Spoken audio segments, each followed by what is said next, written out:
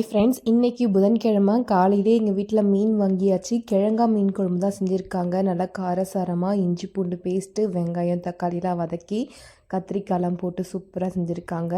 நிறைய புளி கரைச்சி ஊற்றி மிளகாத்தூள்லாம் போட்டு சூப்பராக இருக்கும். இது செட்டிநாடு ஸ்டைல் மீன் குழம்பு. சரி சாப்பிடலாம். ரொம்ப டெம்ட் ஆகிடுச்சு. ஸோ அதனால் ஒரு 12 சாப்பிட ஆரம்பிச்சிட்டேன். காலையிலே எங்கள் வீட்டில் சமைச்சிட்டாங்க. ஸோ சாப்பிட ஆரம்பிச்சிடலாம். காரமாகவும் இருந்துச்சு, நல்லா புளிப்பாகவும் இருந்துச்சு. மீன் நல்லா ஃப்ரெஷ்ஷாக இருந்துச்சு. கிழங்கா மீன் எனக்கு பிடிச்ச மீன்லேயே கிழங்கா மீன் வந்து ஒன் ஆஃப் த ஃபேவரட் மீன் எனக்கு. ஸோ அதனால் அம்மாவை வந்து காலையிலே இதை வாங்க சொல்லிட்டேன். ஸோ ரொம்பவே ஃப்ரெஷ்ஷாக இருந்துச்சு. இப்போ மீன் தடைக்காலங்கிறனால மீன் அவ்வளோவும் கிடைக்கல.